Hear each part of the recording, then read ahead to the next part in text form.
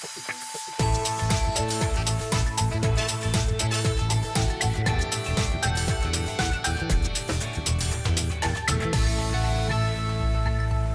is man die 20 oktober Goejoen en Moritje Sjuggen naar Bient. En miljoen aan tafel regisseur Dirk Bruinsma oer de Grutte Pier. Wie dat nou een vrijheidsstrijder of wie dat nou een terrorist? En Anja en Jenny die litten maar de boerinnenkalender zien dat boerin knap en ik heel sexy wezen kunnen. En een ier na zijn niertransplantatie beklom Hans Noorderbos met zijn mem de Kilimanjaro.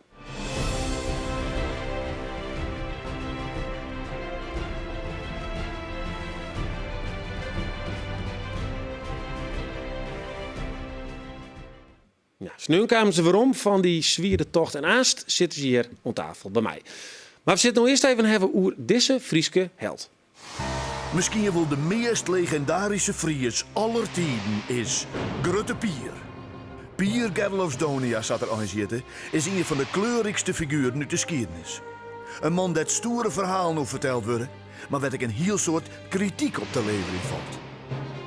Voor de een is er de Frieske vrijheidsheld bij uitstek. Ekkel Kamerpas in actie doet de vrijheid al niet meer te redden weer. Voor de oor is er een vrede bendeleider die het elke keer verzoekte, die het net accent lees, boeter, breeën en grien het zies, sissekoe. Ja, het wordt al even heel duidelijk in dit filmpje geschetst. Dirk, dan maak je een theatervoorstelling hoe Grutte Pier. Ja. En dan is dit eigenlijk wel de vraag die te spelen. Hè? Is het nou een vrijheidsstrijder of een terrorist? Wat wist van hem?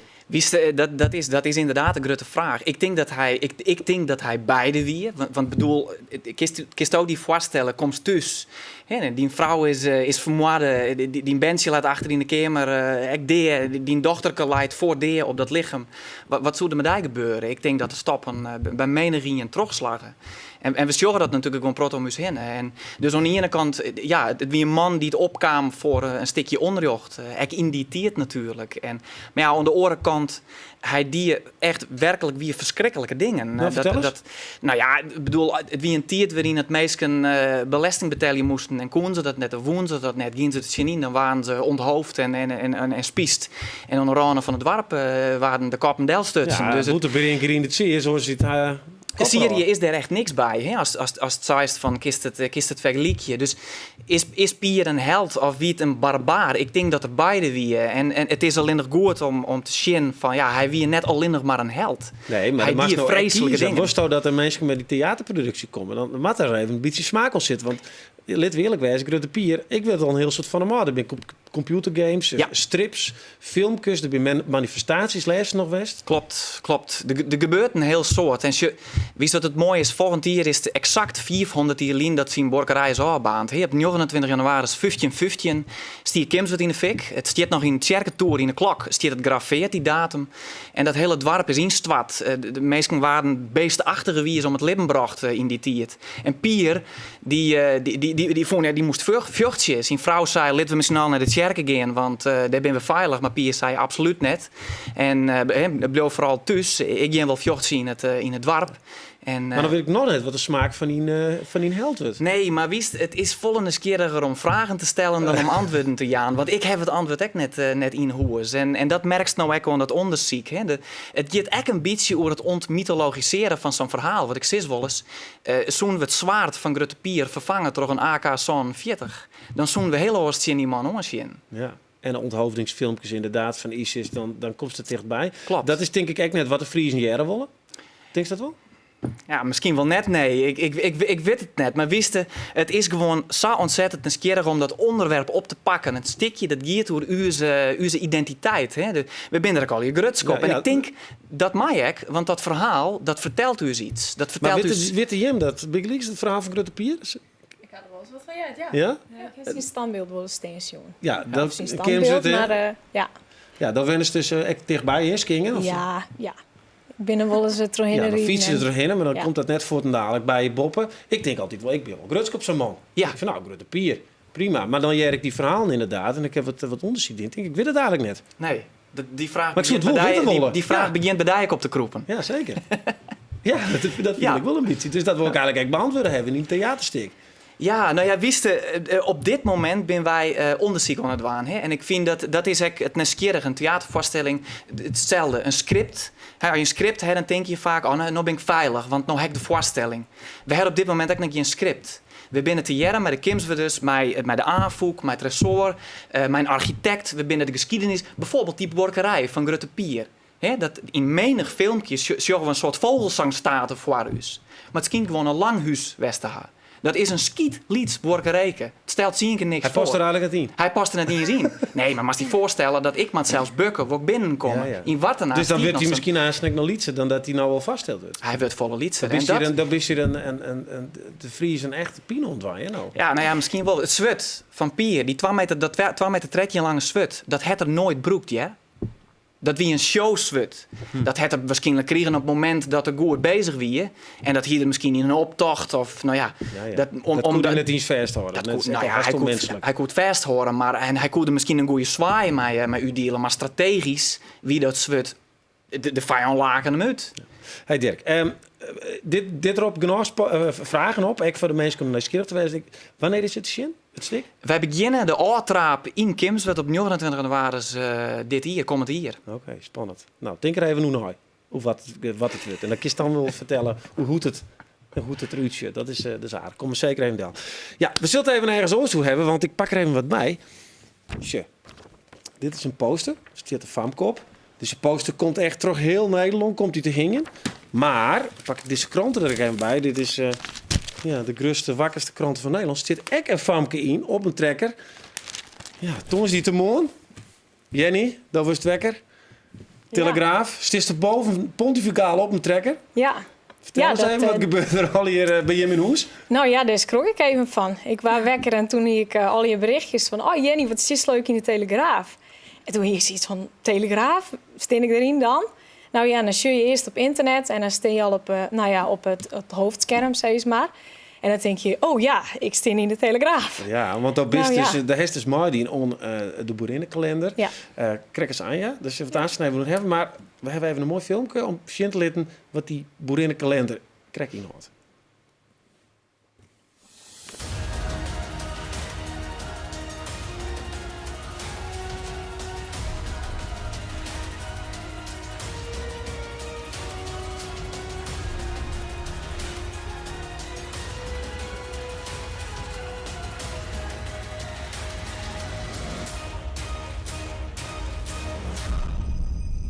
Ja, een van de laatste, nee, dat wist al Anja, hè? Nee, dat weet ik net. Nee, de ene laatste volgens mij, of net?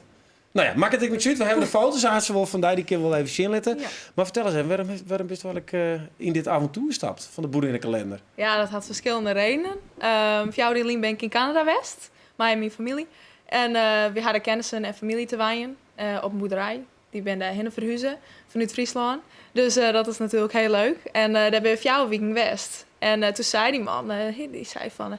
nou, ik wil je wel in de melkput laten hingen. Ik zei, nee, dat is niks voor mij, hou op. Maar de 3 jaar later, toen zeg ik volgens mij ook op Omroep Friesland... iets over de boerinnenkalender verschijnen.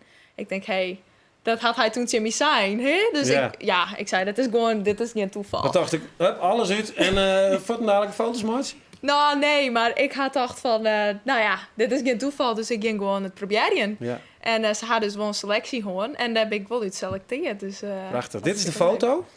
En we lieten Krek al even een foto zien van die dus op die grote poster. Net als mij bent het 12, want die kalender die heb ik nog net zien. Nee. Bist er wat tevreden mee? Ja, op zich wel, ja. Leuk. Ja, de kalender komt vreed uit. Dirk, wij als man even zien? Een prachtige foto. Geweldig. Ja. Dit is Jenny. Jenny, daar is wat een onverhaal, hè? Want jij krijgt nog in YouTube hier een fragmentje van daar. Dus zei ik toch eigenlijk mooi. Omdat ik zien later wil dat boerin, dat is echt een boerendochter. Je hebt trouwens net heel een dal heen, maar nee. Maar dat is een soort pleetse vriend. Ja. Dat wel. En dan zei ik heb eigenlijk wel een boodschap. Nou ja, het is altijd, als mensen het door boeren hebben, het zuiver ik wel eens wat als geld wordt broekt, zeg maar. Omdat de mensen dan zeggen van, nou ja, maar die boeren zien en het komt wat lompig oer. En nou ja, als je toen een boerin hebben, dan is het wel, wat een forser famke. En altijd op klompen en weet ik veel. Zulke soort vooroordelen hebben mensen eigenlijk bij boeren, terwijl het eigenlijk helemaal net zo is. Nee. Zowel boeren als boerin. Want boeren Maar maak je ben ik- daarvoor op een kalender? Nou ja, zo kun je wel zien laten dat, vooral de boerin dus in dit geval, dat die sexy binnen. Ja. En, Dus, want de rest is nog wel in die kranten staan. Ja, Maar ik begreep dat heel veel mensen die herkennen daar niet eens. nee. Hoe nee. kan dat? Nou ja, ik ken normaal gesproken net zo volle make-up op. Dus ja. En er is het net zo terug het warp. Nou, maar toppen en zo'n kwart broekje nee, om. nee, vaak net nee. Nee. Misschien in de zomer in een bikini een keer, maar net zo nee. Want dan ben ik net aan het werk. Maar nou ja. Nee, want daar is dus echt feitelijk vaak terug de jerpels heen, de jerpelvelden heen. Ja. Want de onderziekste jerpels, die Klopt. had die het ik een ikkenbouwbedrijf. Maar jij hem daar bijvoorbeeld ook van collega's van, nou ja, god, waarom doet dat vaak eigenlijk mooi? Want ja, je hing je wol, dus aan in al die stallen en waar die man koffie drinken, werd ik gewoon verlekkerd naar hem jongen. Ja, nou ja. Of maakt het er niks uit? Nou, mij op zich net zo heel volle, want de meesten herkennen me dus in eerste instantie al Ja, net. dat is lekker, dat is het. Dat scheelt dan een hele beeld. Maar de reacties die ik tot nota hoor hebben in positief. En sapvolle mensen hebben het op zich ik nog net jongen. Het is Nee. zo net zo dat ik bij de boeren op het team kom en dat ze zeggen, oh Jerry, is die de Telegraaf. Hé Jenny, Dus, waar is die broekje? nou ja. Maar dat is nog eens wat trouwens, want ik zie eigenlijk op die trailer, ik vang dus helemaal in lingerie. Dat Ja. heb je hem net hier. Nee, het is maar, ja, ze doen wat verschillende, ja, verscheidenheid HC's, maar. Dus wij Maar gaan... hoe is dat die nou? Ja, weet ik net. Het is op dat moment zelf, steeds maar. Aan de ene kant wel, aan de andere kant net. Het is, Ja. ja. Maar het is ook net een heel ordinair verhaal. Nee. Toch? Het valt echt wel mij, hè. Sommigen denken gewoon dat het heel ordinair is, maar dat is helemaal net zo. Nou, ik hier het net in. Nee? Nee. Ik moest zin vregen om iets te doen, want ik hoor net in een BH. Maar dat is, Waarom nou ja, meestal keer mij gewoon net zo. Dus dan wil ik net zo op een foto. Dan, ja, zit er de meer aan de principes. wedstrijd vast dan? Ik bedoel, je hebt vreet die presentatie, maar zit er ook nog andere dingen om vast? Nog Volgens- lezingen of bijvoorbeeld om dat verhaal dan nog meer te vertellen? Ja, nee, volgens mij net. Lezingen in de keten of zo. Ja, nou, het zoek in. Nou ja, we komen overal in het nice, hè. Dus dat is... Ja, maar dat dat komt was toch wel erachteraan. wat mooi, toch? Dat wordt eigenlijk wel verder. Ja, ik vind het wel leuk, hè? Ja, echt wel. Dus dit werkt wel echt... dat ik dacht van, ja, dit vind ik wel leuk om wat in de publiciteit te staan. En, dus daarom ga ik wel mij die natuurlijk. Nou, dames, het hechtepunt is vreed. Dan wordt die kalender gepresenteerd. Dan komt hij daarna, denk ik, heel gauw bij al die boeren in de stal te hangen. Ja. En dan ben je een bekende boerin. Bedankt voor je uitleg. En succes de komende tijd met alle aandacht die je hem krijgt. Graag Dank u wel. Ja, we zullen even verder naar het oors, want we hebben het over de cliënten van de GGZ. Want de cliënten die worden meer thuisgeholpen tegenwoordig. Ook in de geestelijke zoenenzwaar spelen dit. Want 2020 moet er een tredde van de bedden in de GGZ verdwijnen. En Bient rint deze week in mei, maar ze neemt de FACT Teams. Dat is een team van hulpverleners dat de mensen in eigen huis opziekt en ook helpt. Ze zullen druis van blijven en net Ja. oer naar je GGZ Nee, ze blijft gewoon onder fact en als het nodig is, dan kunnen we... De dag begint met een meeting van het vakteam, Ljouwert Zuid. Alle patiënten worden hier bepraat. In het team zitten psychiaters, psychologen, wendbegeleiders, verpleegkundigen, ervaringsdeskundigen. En het is waarschijnlijk bij de bedoeling dat ze het komend weekend bij de hoes gaat. Dus eind van de middag vreed, dan hellen we haar op en dan regelen we weer wat jatskippen voor haar. Het vakteam, Flexible of Functie Assertive Community Treatment, behandelt cliënten met psychische problemen die het verstrinnen op meerdere terreinen. Wenjem, zorg, sociale contacten, werk. Ik moet ergens een dagbesteding hebben, dat we eigenlijk is die conclusie. Maar ja, waarschijnlijk daar loopt het probleem.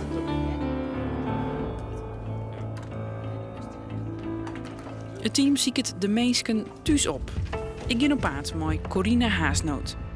Ik geloof net dat fact een bezuiniging is. Ik denk meer dat het een verbetering is, omdat het volle meer aansluit bij de mensen in de thuissituatie. Wij gaan nu naar een jongen die bekend is met een psychotische stoornis.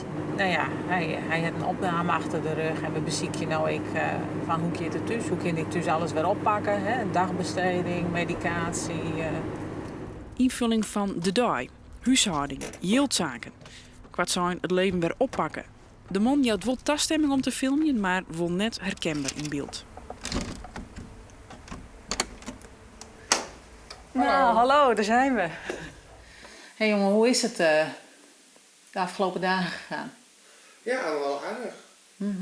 Ja, ik hou me mooi aan drugsvrij programma. Heel knap, hartstikke goed. Blijven medicijnen netjes slikken. Ja. En lukt het je om een beetje van de drugs af te blijven? Ik heb wel moeilijke momenten, maar dat vervang ik vaak met een sigaartje. Oké, dus je lost het even op een andere. Corina weet van haar collega dat de cliënt de laatste tijd somber is. En wat helpt jou dan op zo'n moment? Dat je merkt van, goh, ik glij weer wat meer richting somberheid? Nou, wat mij het beste helpt, is ook wat het moeilijkste is om te doen. En dat is contact blijven zoeken, sociaal blijven, erop uitgaan. Dat je eigenlijk de neiging hebt van, ik ben somber, ik ga me meer terugtrekken in mijn huis. Zeg je, van, dan is het juist heel belangrijk om onder de mensen te blijven en toch je dingen te blijven doen. Ja, precies. Ja. Het is wel zo dat de vakteams meer uitbreiden binnen, omdat de klinieken meer aangebouwd worden. Dus mensen binnen dat jij er in de wijk. En ik denk dat het ik wel van de problematiek afhangt in hoeverre de wijk daar wel of net moeite mee heeft. Want er wist net altijd achter en door wat er gebeurt, of iemand in zorg is bevakt of net. Er zijn heel soort mensen van u die nooit oerlast veroorzaken. Tot de volgende keer. Hoi hoi. Ja, gewoon meer daarover. Ja, het weer letterlijk en figuurlijk het hoogtepunt van de landelijke donorweek. De beklimming van de Kilimanjaro troch mensen met een donornier, long, lever of het. En bij Omroep Friesland volgen wij de beklimming van Hans Noorderbos en Sina Keuning. Een Ierlien joeg Sina op een nij het leven on Hans troch een nier aan te steen. Dat is heel mooi symbolisch. Sina, ik wil me daar eigenlijk wel even beginnen. De krekkel saai. 30 Ierlien toen joesten met leven. Ja. En een Ierlien moest het weer op naar terug een nier aan te steen. Ja. En dan kom je hem omheen, klim je hem die berg op. Ja. Als het 6000 kilometer en dan shot je hem elkaar weer. We hebben daar een foto van. Zit je hem op de top. Nou. Maar ik vind het zo nieuwsgierig om te jaren van jou. Wat zou je hem als eerste in elkaar? Doet je hem recorderen? Nou, Hans en mij kwam. Nou, die zei geweldig met hem.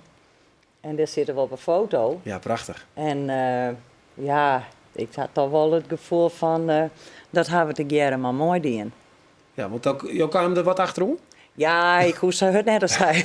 Maar dat hebben we toch even mooi doen. Ik heb wel wat oors verwachten trouwens, Hans. Ja? Want je hebt de zondagen nog dieren om er omheen te komen, Hast. Ja, dat was inderdaad een hele drege set om Safir te komen. Op een gegeven moment gingen we in 2 groepen naar boven. Die gingen rond wat sneller door verzeld. En op een gegeven moment ik mij gewoon van de eerste naar boven en ik ging het met mijn onderwijs die ik inhalen. Nou, en ik zei hoe het regelt is met hier en ik medekandidaten. Dus ik hoop er wel van harte dat ze echt boven komen zo. Ja, we kunnen even naar de beelden zien, want oh ja. Volgens mij komt er aan een moment Sina, dan heet het echt heel dreig, hè? Nou, ik had die hele klim en die hele dalerij had ik het al in een madreig gewoon. Want je begon naast een tol horen. Dit ben jij, hè? Ja, op apengaven. Wat gebeurt er dan? Nou, dan ben je gewoon helemaal leeg. En dan even op adem komen. Nou ja, en daarna dan kiest het wel weer. Ja. Maar je mag mij wel weer onzien, ja? Want maar kijk, nou, chef, is dat leuk dan dat we dat even. Dat was persoonlijk. Ja. Ja, maar het is, de lucht is eigenlijk, er zit minder zuurstof in. Ja. En dan krijg je minder zuurstof in die bloed. En dat maakt het klimmen zo zwaar. Want gewoon rennen kan wel. Maar dat klimmen, dat wie een stuk zwaarder dan dat ik dacht had. Maar het is bijzonder, Dirk, hè? Dan je had een mem, een nier. Ja. Het is beide maar 1 nier. Dan is er eigenlijk misschien wel hebben wijze, Sil, maar de ziekte die is. Nee, ik hier waarschijnlijk ondialyseren west, maar dan mag je jou 5 keer in de week te dialyseren en je bent zwak, je taken gewoon compleet af. Ja. En vorig jaar juni, toen we gewoon, ik kon eigenlijk niks. En dan een jaar later stond het jaar op een Kilimanjaro en dat mem ik nog maar hier, dat is gewoon geweldig. Wat betekent het, Fadi, om haar te zien dat ze omheen kan? Nou, ik wist hoe zwaar het weer het laatste stuk. En ik hier met natuurlijk net zo. Nou, ik hoop van harte dat ze dit opredt. Maar ik zie er toch wel wat doorheen. En dan zie je er inderdaad hoe die heuvel heen komt. Nou, dat is natuurlijk fantastisch. En ik denk ze alleen een filmpje meidje. Maar ja, zie je gewoon met sabber hoe de stakken heen. Maar dat symboliseert echt heel mooi hoe zwaar dat het is die taal. Want men is in hele goede conditie. Ja. Maar als je erboven bent, dat neemt zo enorm vol van je. Dat is heel moeilijk te omschrijven. Wat rode jou bij elke stap die je omheen zette? Ja, als ik in Krine holle ga ik wel naar die top, dan ging ik naar die top. Maar net van, ik maak het dwang voor hem. Nee, om gewoon, zin te nee, dan denk ik alleen maar ik wil die top halen. En verder denk ik niks meer. Nou, en dan ben ik weer en dan zit ik even. En dan ik hier een gids mij, die postte dan wat op me. En dan zei hij zit en dan moest ik drinken. En dan ging ik weer even zitten en dan zei hij weer, come on. Nou, en dan ging ik weer. En toen die daar naar de top, ja, toen hij had de hele tijd had er meer rechtshek had er sjouwd. En hij bleef mooi bij me in de buurt. En dan zei er, you have to eat, zei er. Oh, dus je hebt hier gewoon mensen bij die je hem helpen. Want het ging echt wel mis, hè, bij mensen. Ja, er ben van 12 transplanteerden die mij gewoon binnen, ben er 8 in principe die de top hellen gaan. Maar één die is bij 4400 meter al hekken. Die kon het gewoon net om in die tent. En dat weer heel zwaar, nachts vriezen, sterren de kou. Ja, want je hem slippen direct op die berg vanzelf. Ja, in sleepzakken, maar het is gewoon comfort haast niks. Nee. Ja, en die andere trein, die ben gewoon wel tot dik 5000 meter kwamen. En daarvan is ook een vrouw die had 4 uur in haar hart gekregen. Voor haar operatie kon ze nog net 400 meter rennen naar de winkel. Dan moest ze zo'n keer uitrusten. Ja. En die rent nou wel op 5 kilometer hecht op zo'n berg. Nou, dat is natuurlijk een gigantische overwinning. En dat is ook voor de oren die krijgt naar de top hellen gaan. Maar voor iedereen is het gewoon een gigantische prestatie om zo hecht te komen. Wat wie die overwinning? Ja, van mijzelf, gewoon voor het hier ken je niks en nu ga je mij al naar boven toe. Maar ik ben naar fit genoeg om naar boven te, maar er zijn echt heel veel mensen die transplanteerd zijn, die natuurlijk die net meer naar boven komen kennen. Maar die gaan op hun eigen manier, toch proberen om zo vol mogelijk uit het leven te halen wat erin zit. En dat zag ik toen ik in het ziekenhuis lag naast een vrouw, die fietst op haar driewieler, gaat ze 1 keer in de week naar de zorgboerderij om daar eten te zien. Nou ja, dat is, op die manier draagt die vrouw haar geweldige ding naar bij. En dat is gewoon heel mooi om te zien dat iedereen, je maakt er toch wat van meidje. Ja. En trots zetten. Maar dan is het wel vrij wrang, dat je dan weer omkomt. Je leest van de morgen de berichten. Dat wilst je hem daar die berg op klauterd binnen om ondanks de vraging voor donor wezen. Dat er dan de helft minder als vrienden hier haar omhelden gaan. Ja, dat is gewoon ontzettend jammer. Mensen die, de mensen die zich graag ommelden willen. Misschien had hij dat inmiddels wel doen. Alleen nu is de taak om degene die er nog net bekend mee zijn of die in twijfel staan om die over de streep te lopen. Ja, maar helpt dat wat minder glons van je prestatie hoor? Nee, absoluut niet. Want wij hebben gewoon ik denk het maximale uit media-aandacht en gaan we er zeker uitlutsen. En het moet bij iedereen binnen kan wijzen dat het donorweken weer en dat je mijn donorweken, mij een donororgaan gewoon heel veel bereiken kennen. En tussen Jim, hoe is die boon? Dat wie natuurlijk al geweldig. Kinderen is net over dat je niet raast maar. Nou, van mijn gevoel is er eigenlijk net zoveel verhoorden. Nee. We gaan nu even wat meer contact, omdat wij together die vooronderzoeken hadden in het ziekenhuis. We hadden een in het ziekenhuislijn. We hebben nu een paar keer bijeenkomst met de getransplanteerden. En dan is het omdat je together dat doggen. En we gaan nu 2 weken together onderwijs geweest. Ja. En dus je haalt qua wat meer zo'n. Maar de baan wie verder ook goed. Ja. Maar als je zegt van ik ga nou een hele sterke baan met Hans, meer als mij zien 2 broers, dat ken ik. Maar ja, je hebt wat mooi maken wat een heel mensen net mooi maakt. Nee. Dat is weer. Nou, en het is wel heel mooi dat je hoeft net een overleden te wezen om donor wezen. Je kan ik heel goed nierdonor wezen. En zelf nog een hele goede kwaliteit van leven, want ik ga nergens last van. Nou, prachtig verhaal van je. Tegen dank dat je me vertellen hoe Dirk. Dat succes aan mijn theatervoorstelling. Ja, dankjewel. Dus hebben we vast wat meer van jaren. Nou, even bijkomen, hè? Ja. Of net? Ja, zeker. En de mensen die er dan in twijfel staan, even naar jaofnee.nl en ving dat streepje even aan om wel donor te worden. Okay. Ik ben donor. Dus ik dat hoop dat het meisje over de streep gaat, dat jonge meisjes donor worden. Dat is hartstikke belangrijk. Ja, zeker. Mooi. De sluiten we bindt mij af voor Joen. Morgen praat ik hier met een louter kickbox trainer en die traint de grootste kampioen van de wereld. Want dan even nou een hele mooie Joen verder.